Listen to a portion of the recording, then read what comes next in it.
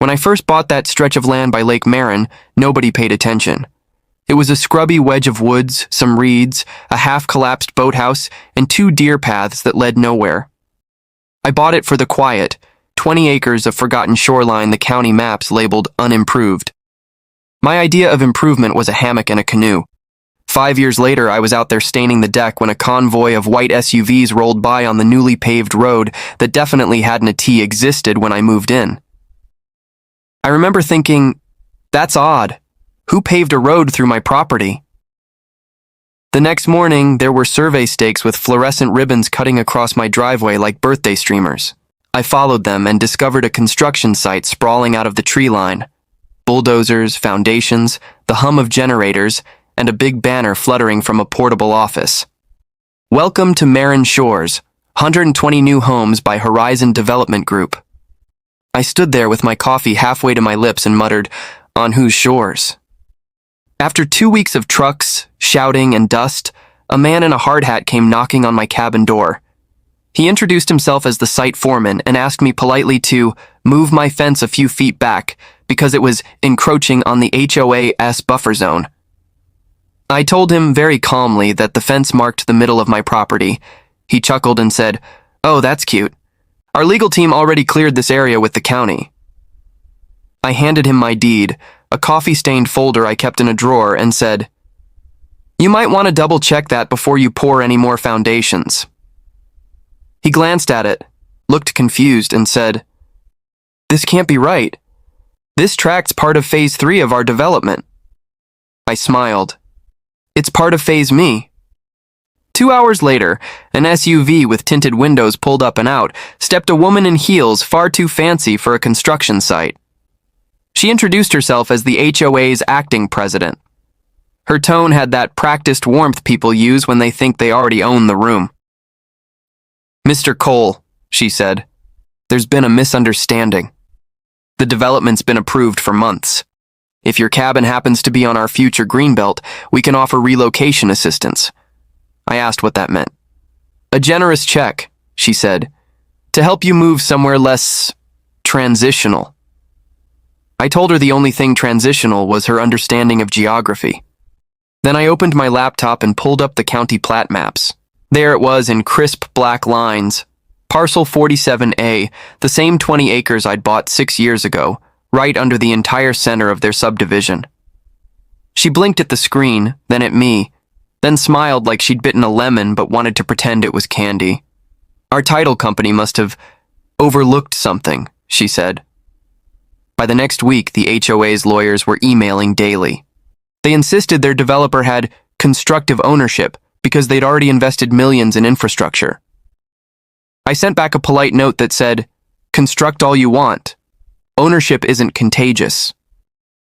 Meanwhile, houses kept rising, dozens of them, because construction schedules apparently move faster than legal research. By the time the first buyers moved in, the developer had paved roads, built docks, and landscaped a lakeside park, and all of it sat neatly within the property lines of Parcel 47A. The new residents didn't know. They just saw a cabin by the lake with an eccentric man who waved from his porch and sometimes paddled past their fancy new boathouses. Then the HOA sent me a letter. It began with, "Dear Sir, you are hereby instructed to cease using the community lake access without authorization." I framed it, right next to the county deed that said the entire lake access was mine. Still, I played along.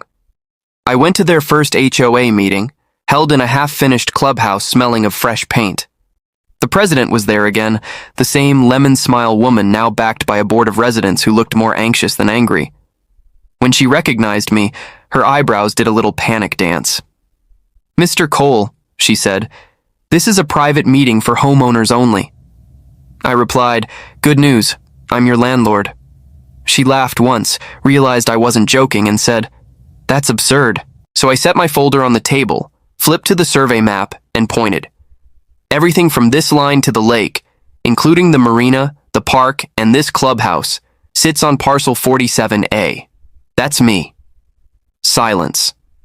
Just the hum of the air conditioner and someone's nervous cough. Finally, one man said, "So, what does that mean?"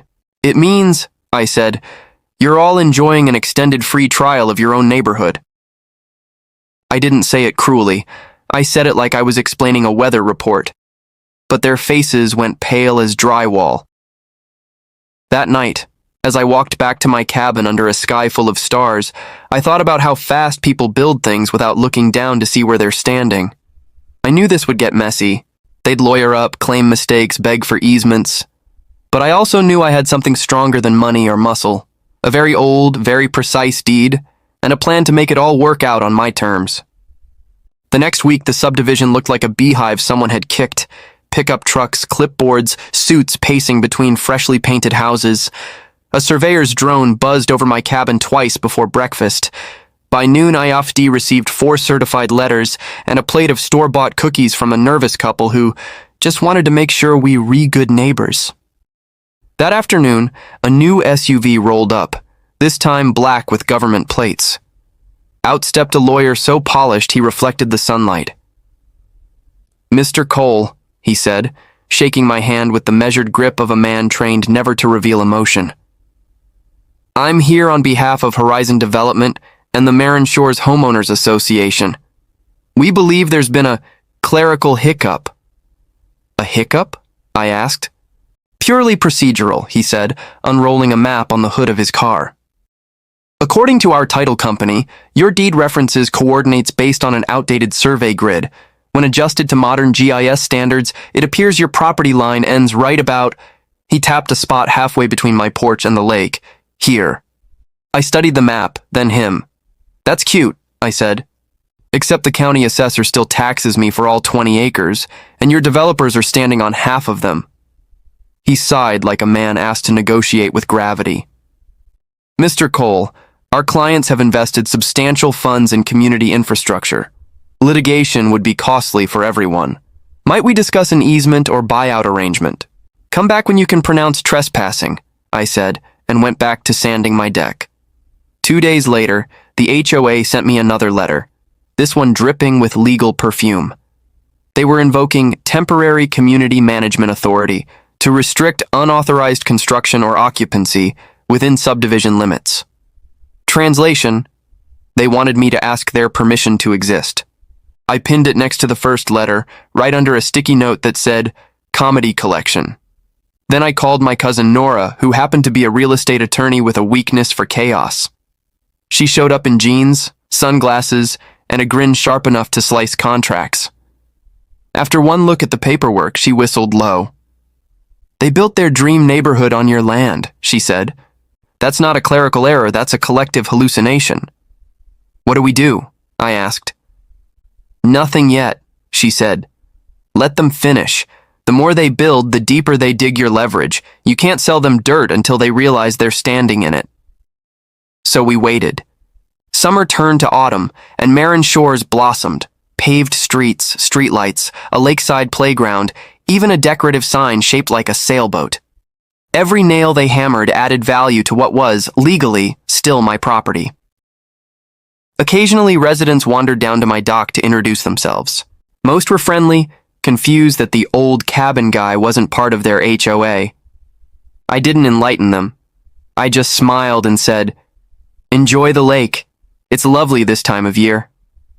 Behind the scenes, Nora was quietly registering my parcel as a limited liability company, Cole Holdings LLC, so if negotiations turned commercial, we'd be ready. She also filed a notice of ownership with the county recorder's office. Public record. Anyone searching title history would now see a flashing red flag the size of a billboard. It didn't take long for the panic to bloom. One crisp October morning, the HOA president showed up again, this time without the lemon smile. "Mr. Cole," she said, "we'd like to find a mutual solution." "Mutual sounds nice," I said. "What are you offering?" She handed me a folder, an appraisal and a purchase proposal. They wanted to buy the land beneath their marina park and clubhouse for what I'd call a polite insult. I flipped through the pages. "This covers about 10% of what you've built," I said. "How about we talk lease instead of sale?" Her eyebrows lifted. "Lease?" "Sure," I said. "You keep using the land, pay a modest annual fee. Think of it as rent for your foundation." She frowned. That's unconventional. So is building a subdivision on someone else's property. She promised to take it to the board.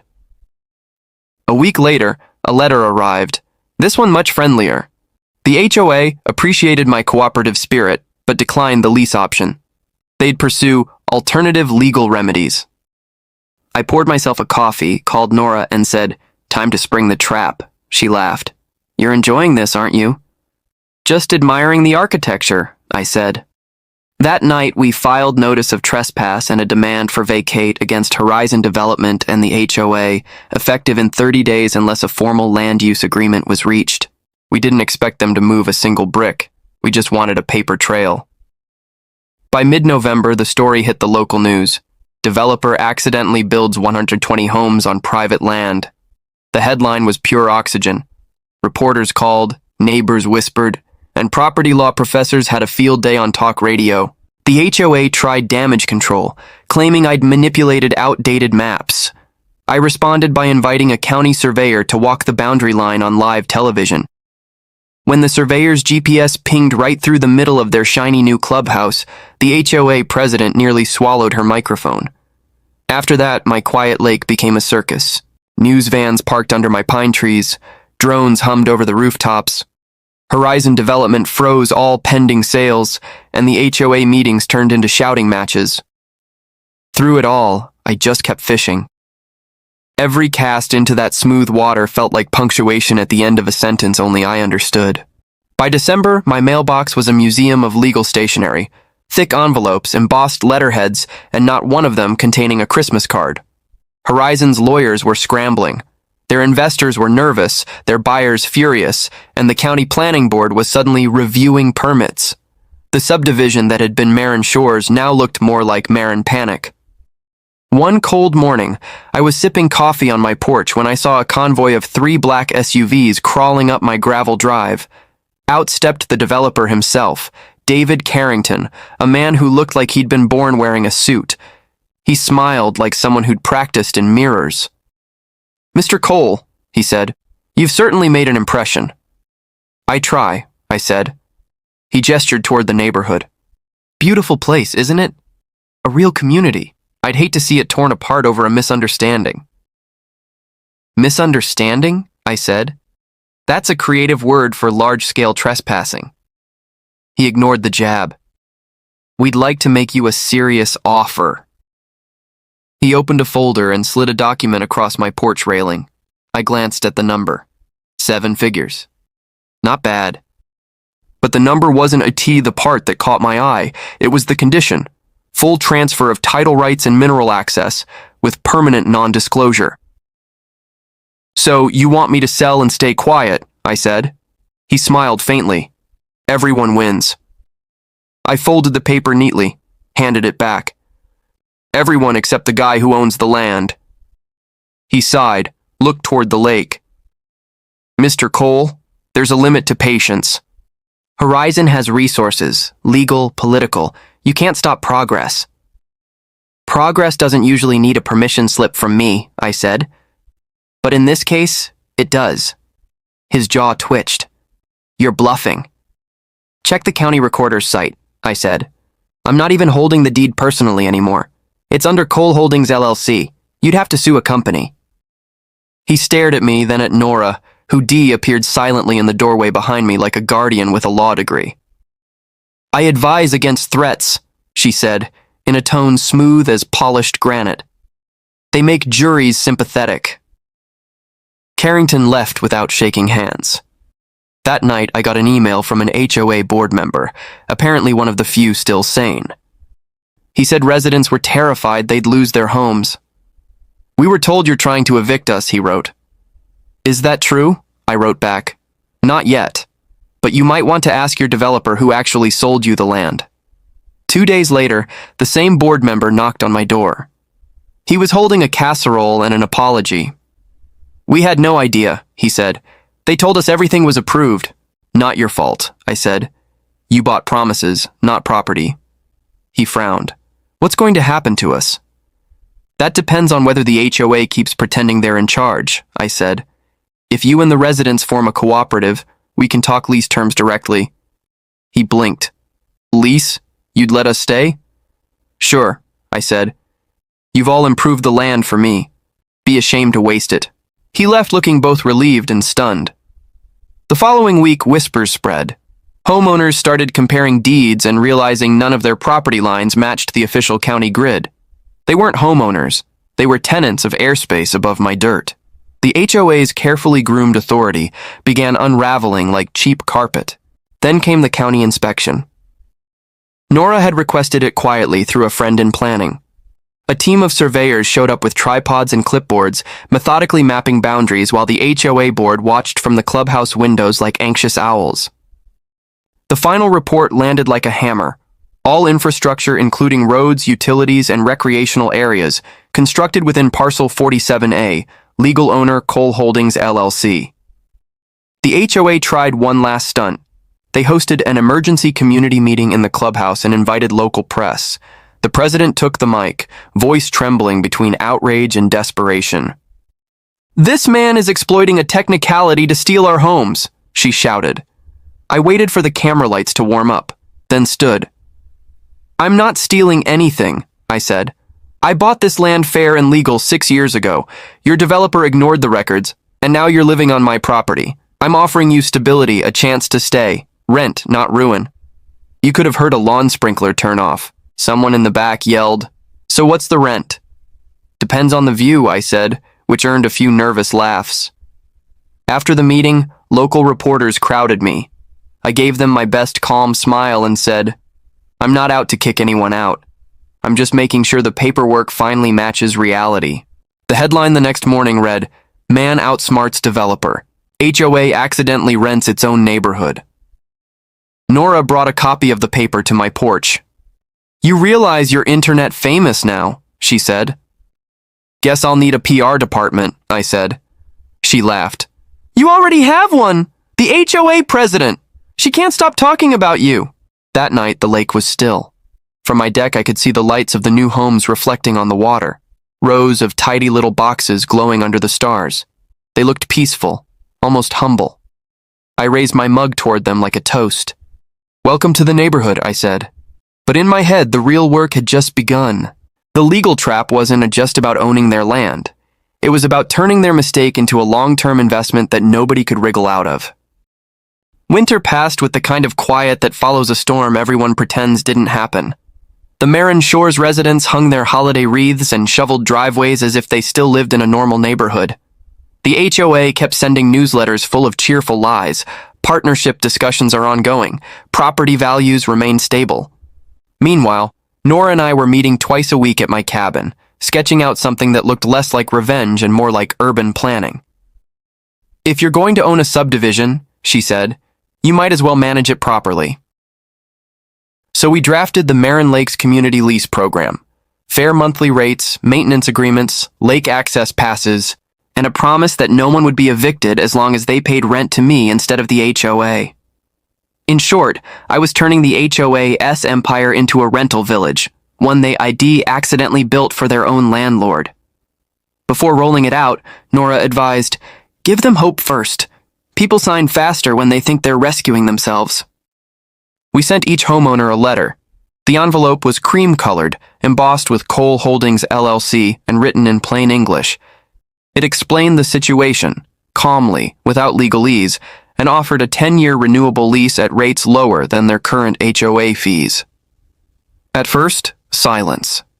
Then a trickle of replies, cautious, curious, sometimes angry. But within a month, 40 families had signed. Another 20 followed after their first HOA meeting of the new year dissolved into shouting. By spring, I had 78 leases filed and rent checks arriving like clockwork. The HOA's board looked like it was being hollowed from the inside. The president tried one last desperate email blast claiming my leases were fraudulent. Nora answered with a single sentence. "Fraud requires falsehood. Our documents are public record." After that, their communications went strangely quiet. Around April, I got a knock on my door. Carrington again, looking more tired than smug. "You win," he said. "The investors are pulling out, horizons dissolving." "I didn't realize it was a competition," I said. He gave a short laugh. You played it like one. He handed me another folder, this time not a bribe, but a proposal. Transfer of all remaining development rights, utilities, and infrastructure to Cole Holdings in exchange for full indemnity. I skimmed it. Essentially, they were offering to hand me the keys to their own disaster. Looks tidy, I said. But you're forgetting something. What's that? The HOA's still clinging to power. I don't inherit a clean slate until they step aside. He rubbed his eyes. Good luck with that. I didn't need luck. I had momentum. The following weekend, I hosted a community barbecue on the lakeshore. Free food, live music from a couple of local teens, and a big banner that read, Marin Lakes, a fresh start. About 2/3 of the subdivision showed up. People laughed, kids ran through sprinklers, and for the first time since the scandal broke, no one mentioned lawsuits. When the HOA president finally appeared, she looked out of place among the picnic tables. Mr. Cole, she said stiffly, is this sanctioned? By whom? I asked. Me? Her jaw tightened. You can't just take over governance? I'm not taking it, I said. They're giving it. Ask around. A group of residents nearby nodded. One of them, a retired teacher, spoke up. We're done with meetings and fines. Cole's offering stability. We vote to dissolve the HOA. It wasn't formal, but it was loud enough for everyone to hear. Applause rippled across the lawn. By dusk, the president was gone. By morning, an email circulated.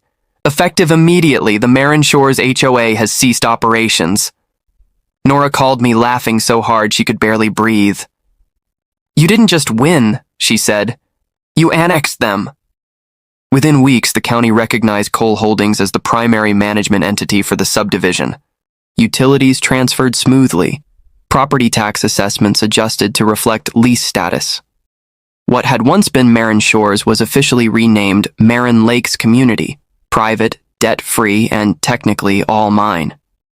Still, I made a point to keep things fair. The rent income covered maintenance, lake dredging, and a new playground. Residents stayed, happier than ever. They started calling me Captain Cole, half as a joke, half as a salute. Sometimes walking the shoreline at sunset, I'd watch the reflection of those neat houses on the water and think about how easily control shifts, not with bulldozers or lawsuits, but with paper and patience. I wasn't rich before this, but the monthly deposits were changing that. More important, though, was the quiet satisfaction of knowing the system that tried to squeeze me had built its own cage and handed me the key. By midsummer, the scandal had outgrown the county line. Real estate blogs called Marin Lakes the subdivision that leased itself. Local news crews filmed my porch from boats, and the county board kept repeating phrases like unprecedented jurisdictional overlap. I didn't fight the attention. I curated it. Every time a reporter asked if I'd built a trap, I said, no, I bought land, and everyone else built on it. The trap was gravity. The quote stuck. It turned into memes, t-shirts, even a late-night monologue joke. Then the letters started arriving, not angry ones, but curious. Developers, investors, even a resort chain wanted to partner on future projects. Apparently being the accidental landlord of 120 homes made me look like a genius. Nora called it poetic justice wrapped in escrow. Still, power attracts paperwork. The State Property Commission scheduled a hearing to clarify ownership continuity. Translation: they wanted to know if a private individual could own an entire functioning neighborhood. Nora prepped me for every possible question. The hearing room looked like a civics textbook illustration. Microphones, flags, uncomfortable chairs. Opposite me sat two commissioners and a parade of lawyers who kept introducing themselves until the stenographer ran out of patience. One commissioner finally asked, Mr. Cole, do you intend to continue managing this community personally? I intend to keep doing what the HOA couldn't, I said. Maintain it, keep it solvent, and let people live without fines for mailbox colors. The room chuckled. Even the stenographer smiled. Another commissioner flipped through the file. According to our records, Cole Holdings has no outstanding debts, no liens, and no complaints from residents. Frankly, that's unusual. I nodded. It's easier when people know who actually owns the dirt. The decision came 2 weeks later. Ownership confirmed, title clear, management recognized. Legally, Marin Lakes was mine, and everyone else's, by lease. When the notice arrived, I carried it down to the dock at sunset, set it on the railing, and watched the light spill across the lake like molten gold. I thought about how it all started, with survey stakes and a smile that hid arrogance. How many signatures had stacked up without anyone reading the deed? That night, the neighborhood threw a party. Not an HOA event, no bylaws, no meeting minutes, just a gathering by the water. Kids roasted marshmallows, music drifted from portable speakers, and people I barely knew thanked me for saving their homes. I kept telling them they'd saved themselves by paying attention at last. The former HOA president showed up too. She'd resigned months earlier and moved to a smaller house on the other side of town. She looked different, tired, but lighter. "I came to say congratulations," she said. "You outplayed all of us." "I just read the paperwork," I said. She laughed softly. "Do you ever feel guilty?" "Only when I think about how easy it was," I answered. She nodded, handed me a small envelope, and left before I could open it. Inside was a note. "Next time you buy land, check who's mapping it." I smiled and pinned it to my fridge beside the first HOA letter, the one that told me to stop using their lake access. Over the next year, Marin Lakes settled into a rhythm. Rent checks came on time, the playground filled with laughter instead of complaints. Nora handled the accounting and pretended she wasn't secretly enjoying the fame. We even opened a tiny office by the marina. Glass door, gold lettering, Cole Holdings LLC, property management. Sometimes curious visitors stopped by asking for advice. "How did you do it?" they'd ask. "Start by reading the fine print," I'd tell them. "Then don't move your fence until you're sure it's yours." Life became oddly peaceful again. The lake that had once echoed with construction noise now hummed with boats and barbecue smoke. The land that nobody wanted had become the most talked-about neighborhood in 3 counties. One warm evening, as I watched the sunset blaze across the water, Nora joined me on the dock. "So," she said, "what's next? Going to buy another forgotten parcel and see who builds on it?" I grinned. "Tempting, but maybe I'll try something different." "Like what?" "Building something on purpose this time." She laughed. "You? A developer?" "Sure," I said. "Only difference is I'll read my own contracts." We sat there as the sky turned violet, the dock creaking gently beneath us. Across the lake, porch lights flickered on one by one. My tenants, my neighbors, my accidental community. Owning their future had never really been the point. Showing them how easily people give it away, that was the lesson worth keeping. When the last light faded, I raised my mug toward the calm water. "To deeds," I said. Nora clinked hers against mine. "And to reading them." The lake carried the sound across the dark like a promise.